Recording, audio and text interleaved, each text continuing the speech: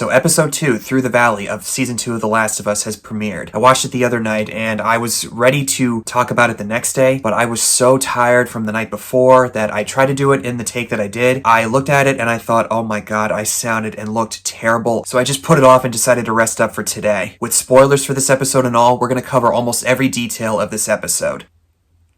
It happened. The moment happened, ladies and gentlemen.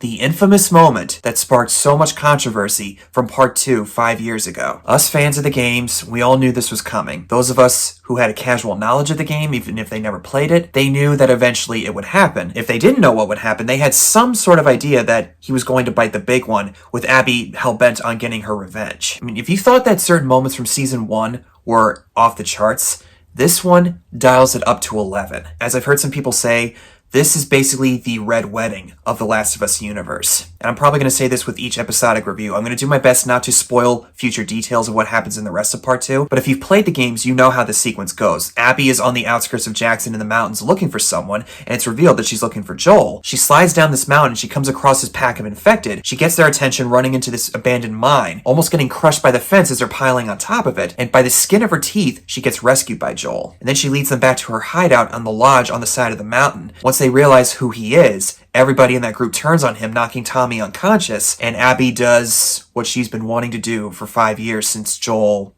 did what he did to her. Now in the show, they switch some things around. Tommy stays in the town of Jackson while Dina goes on patrol with Joel. But it all feels very relevant to the story, and the additions that they throw in here do really raise the stakes. In particular, the battle, where the giant horde of infected close in on the town. I mean, the show has set up that if you walk on a pack of tendrils on the ground, X amount of miles away, a horde of infected will know where you are, and they'll come for you. And it's not really a spoiler, we see that giant wave of runners and clickers and so on coming towards the town. So we knew that something big was going to happen. But I gotta tell you, I guess we're going to go right into it. This was the one thing I was really nervous about. If they had done the worst case scenario by wiping out the entire town, I would have been so furious. I would have understood, but I would have been so mad at Craig Mazin and Neil Druckmann. The whole time I was thinking, please God, no, guys, don't even think about it. Don't even try it. I don't want to hear it. I know that The Last of Us is supposed to be bleak, but I'm not asking for it to be that bleak. And thankfully, the town of Jackson is still standing, and they managed to defeat the infected, but at great cost. I mean, to quote Robin Williams in The First Night at the Museum, with great victory comes great sacrifice. And we saw a similar moment in the second game when Joel and Tommy and Abby are heading back to her hideout. Abby's friends manage to close the gate and throw a bunch of Molotov cocktails at the pack of infected to stop them from coming in. That and another sequence that we see later on in the game is probably the most that we've seen of a pack of infected swarming in on certain characters. Up until now, the biggest one that we saw was in Kansas City, where Kathleen and her guys got overrun by that horde that came out of the ground. If you thought that was scary, this is 100 times worse. Now, from what they discussed in the Last of Us podcast, they considered doing something like this in the game. Ultimately, they decided against it because it would have taken away from the emotional crux that was supposed to be there, and it would have been too chaotic to handle as a creative storyteller. Whereas in live action, and in this case a television show, you have more of an artistic freedom to raise the stakes that high. On top of that, with HBO behind you, with the budget they have, you are in considerably good hands. I could be wrong, but I think there was one instance where they decided to show an episode of The Last of Us in a movie theater. If there's ever a case where that happens, oh my god, can you imagine seeing this in IMAX? It would be incredible. But this is all building up when they see more increased sightings of infected outside the town. So they already have guardrails to prepare for an attack that happens from raiders and bandits and from a giant horde of infected. Tommy and Maria go through the drills with the town. They have barrels with oil, flaming sticks that they could throw down and blow up the barrels of oil, wiping out giant packs of the infected. But the interesting thing to note about this is that Abby sort of causes this to happen. She obviously doesn't plan this. She slides down the mountain by accident and comes across these frozen bodies. One of them turns out to be a clicker, and all of a sudden they start to move, and a bunch of them rise out of the snow chasing after her. So she tries to break away from them, almost getting crushed by that fence as they pile on top of her, with that one infected splitting its hand through the fence. In a good way, I was literally wincing at the sight of that. But I gotta tell you, as this was happening, when I saw her almost getting crushed by that fence, I started to have flashbacks to playing the second game for the first time. And then when that hand or that gun comes from off screen, shooting that clicker or infected in the head, the hand pulls her up and we see Joel. I was shuddering. Literally. That's when I knew. He's gonna die. He's gonna die in this episode. But as opposed to the second game, where she learns his name by the time they get to the lodge, she hears Dina calling out to him and she realizes that she stumbled across Joel by accident. And all the wheels are starting to spin in her head. She's been waiting for this moment for 5 years, and now the guy she's been looking for is right in front of her. Another thing to note about the infected is the sort of telepathy that they share with each other, or some sort of connectiveness. It's implied in the show so far anyway that the infected or the cordyceps is evolving. The second pack of infected that's awoken nearby, which inevitably creates that giant horde that closes in on Jackson, it's woken up when one guy sees through the pipes that some tendrils are underneath it, and he realizes that... Oh, not good. That one moment where we see the lookout looking through the binoculars and he sees the horde coming through the snow. Again, just like in the last episode, my heart literally dropped. I'm not joking when I say this. I was literally yelling at the TV, or somewhat raising my voice at the TV, because I was trying to be respectful of my mom's privacy. Yes, I still live with my parents, but I am moving pretty soon. It's another story, but pretty soon I'll be having a new place, so stay tuned for a new look. I was getting really into this by going, red alert, battle stations, battle stations! I read a review or two of this episode being a giant overcorrection of the lack of infected action in the previous season. I can't really disagree with that, because it does feel like they are really overcompensating because there wasn't really that much infected encounters in the first season. And if you were to do a sequence like this in every single episode, it would just get really stale and repetitive. Plus, it would diminish the fear and dread that the infected exhibit. This is another reminder that nothing is ever really truly safe. Even Jackson is prone to an attack like this. Still, thank the God and Puff they didn't destroy all of Jackson. If that happened, Ellie and Dina would have no home to go back to because they are inevitably going to follow Abby to Seattle. What else would they do? Just roam the wilderness across the country until their final days? I know that's something that some other apocalyptic stories would do, but I want to have Ellie and Dina have at least some sort of safe haven to go back to. I still want to live in Jackson, but they definitely need to update their security. If you couldn't make the stakes any higher, you had to throw in the fact that a bloater was in the pack of infected, which effectively broke right through the wall that they built, leading to a bunch of people getting killed. Even if they had sharpshooters on the roofs shooting down on the street, eventually they'd make their way up the stairs and a lot of those people would meet their fate. I like to call this the second part of the Tale of Two Tommies. The last time we saw a bloater before this was season 1 in KC, with Perry, Jeffrey Pierce's character, who was Tommy in the original Last of Us, went up against that bloater, and yeah, we all know how that turned out. Television Tommy? Pretty good chance of surviving, but it was not going to be an easy fight. Using all the flamethrower at his disposal, and as it was closing in on him, I was literally chewing my fingernails right down to the knuckle, almost screaming out loud, "Kill it! Kill it! Kill it! Kill it!" And as he ran out of ammunition, it just stood there all burnt up and collapsed onto the ground in front of him. Talk about catharsis. And I have to mention, when Maria unleashes the attack dogs on the infected, I'm glad from what we see, no dogs die, because, my mom and I have a very similar feeling.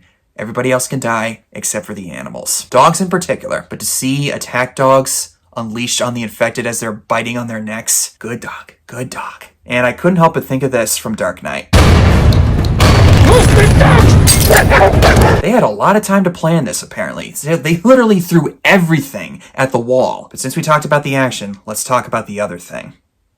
Joel's death. Again, we all knew this was coming if we played the games. I guess to be honest, I think they kind of equal each other, because like I said in my previous episodic review, it does kind of come out of nowhere and we're all thinking, what the hell is she doing? Why is she doing that to Joel? And we don't find that out until the halfway point of the game, that the doctor Joel shot in the head to save Ellie was in fact her father, Jerry Anderson. Now, watching the first season 2 years ago when he did that, I remember seeing some questions from people who had never played the game. They asked, how come we lingered on that doctor laying on the floor? And I thought,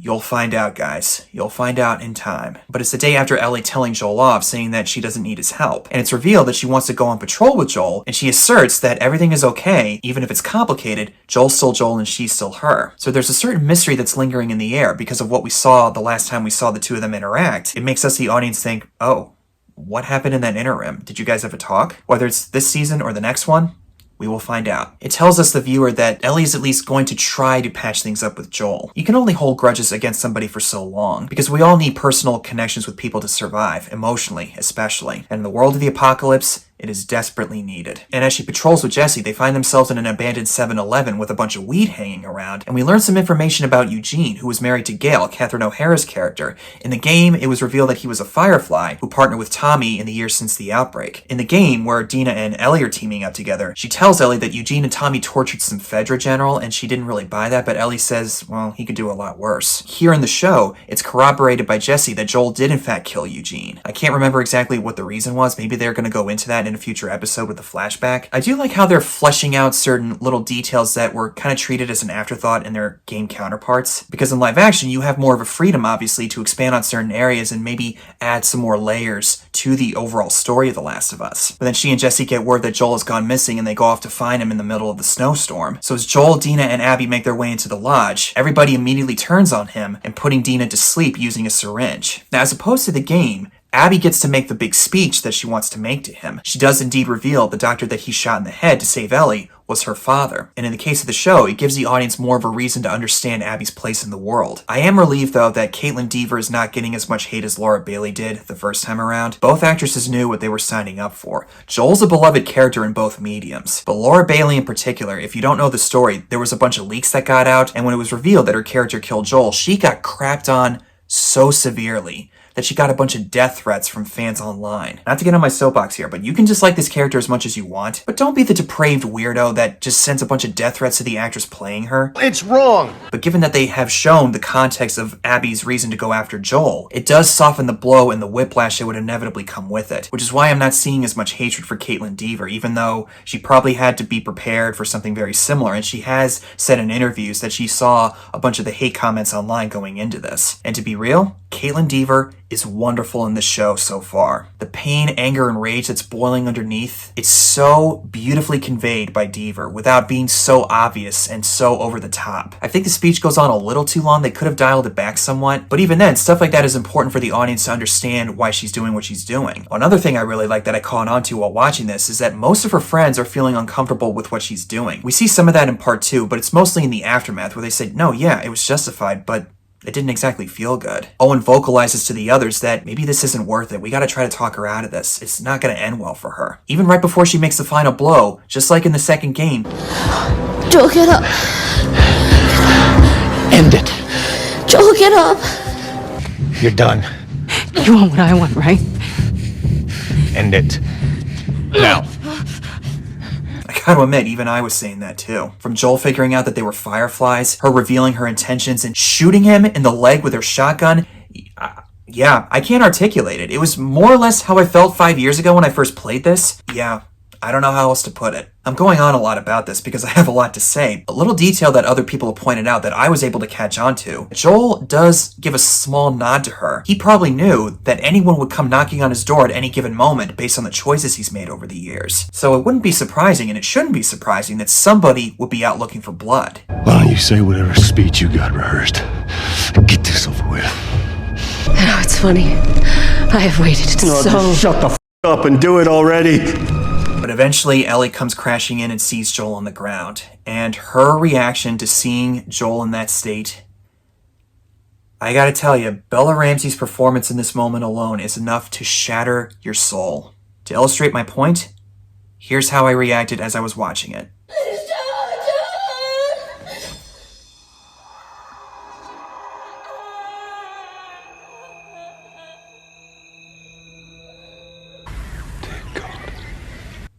And if we all remember what David said in the first season, that she has a violent heart, I'm not going to be too specific for anyone who's not familiar with the source material, but we're going to see that on full display very soon. Joel was her lifeline. I mean, she has other people like Tommy, Maria, Jesse, and Dina. And now that he's gone, yeah. Watch out, ladies and gentlemen. The Mad Dog is about to be let off the leash. And I absolutely adore the detail of Ashley Johnson singing Walking Through the Valley, the same song that Ellie sang in the teaser trailer for the second game back in 2016. Given that she is the mother of Ellie in the show, not the only one to say this, but it is in a way like her ghost or her spirit is trying to help Ellie navigate the situation that she's currently in. We all thought Tommy was upset over losing some of his friends in Jackson. Imagine what he's going to say when he finds out his brother's dead. Just like in the second game, Joel's death was brutal, visceral, horrifying, and just all the emotions that come with it, and the reactions I'm seeing from certain people who aren't familiar with the source material, it just makes me happy to see them experiencing the story for the first time, but simultaneously it's just gut-wrenching to see them get distraught over this. In fact, one comment I saw from Screen Rant saying that HBO owes them a lot of therapy. If there is such a kind of therapy for watching a show like this, it should be required by the American healthcare system.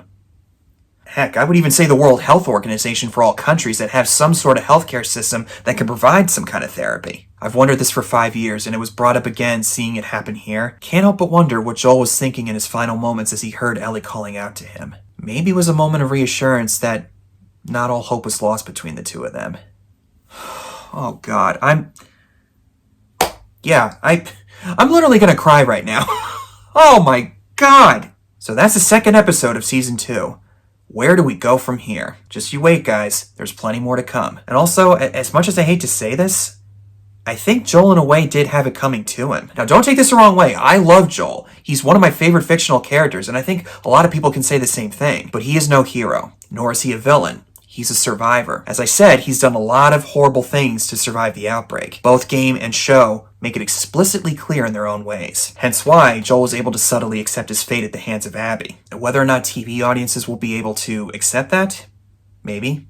Maybe not. But obviously this is not the last time that we'll see Joel. There's going to be some flashbacks that we show, which I would say are more than likely going to explain and fill in some gaps as to what led to the rift between the two of them. With Pedro Pascal already on point to be Mr. Fantastic in Fantastic Four this year, obviously he's not going to be in the show for that much. But his presence is still going to be felt throughout the air in the show. So rest assured, guys.